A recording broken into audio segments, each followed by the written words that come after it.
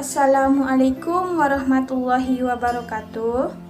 Halo, jumpa lagi dengan saya Erniza, NIM 1886206047. Saya mahasiswa Universitas Pahlawan Tuanku Tambusai Riau. Di sini saya akan membuat video yang mana video saya ini bertujuan untuk memenuhi tugas mata kuliah model-model pembelajaran IPA SD dengan dosen pengampu yaitu Bu Yeni Fitra Surya MPD. Baiklah, di sini saya akan membahas tentang macam-macam gaya. Sebelum masuk kepada macam-macam gaya, terlebih dahulu saya akan membahas apa sih itu gaya. Gaya adalah tarikan atau dorongan yang diberikan kepada suatu benda. Dengan gaya, benda bisa bergerak. Nah, teman-teman, apakah teman-teman bisa memberikan contoh gaya yang ada di sekitarmu? Di sini saya akan memberikan contoh gaya yang ada di sekitar kita, yaitu saat kita mengayuh sepeda, itu kita menggunakan gaya.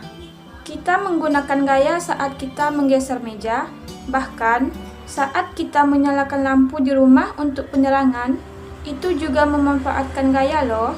Nah, itulah contoh-contoh dari gaya, dan masih banyak lagi contoh gaya yang lainnya.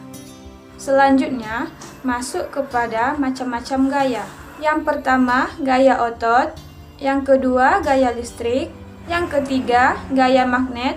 Yang keempat, gaya gravitasi. Yang kelima, gaya gesek. Gaya otot adalah gaya yang dilakukan oleh otot-otot tubuh kita. Gaya listrik adalah gaya yang dilakukan oleh muatan-muatan listrik. Gaya magnet adalah gaya yang dilakukan oleh akibat magnet. Gaya gravitasi bumi adalah gaya yang diakibatkan oleh gaya tarik bumi terhadap semua benda yang ada di permukaan bumi. Selanjutnya, gaya gesek adalah gaya yang dihasilkan dari dua permukaan benda yang saling bergesekan. Di sini saya akan menguraikan tentang gaya listrik. Seperti telah dijelaskan tadi, gaya listrik yaitu gaya yang berasal dari muatan-muatan listrik, yang mana gaya listrik ini bisa kita gunakan atau kita manfaatkan dalam kehidupan sehari-hari, seperti contoh, penggunaan gaya listrik untuk menyalakan bohlam, penggunaan gaya listrik untuk setrika, penggunaan gaya listrik untuk menyalakan kipas angin, penggunaan gaya listrik untuk televisi, dan masih banyak lagi yang lainnya. Penggunaan gaya listrik yang bisa digunakan untuk alat-alat elektronik yang kita gunakan dalam kehidupan sehari-hari.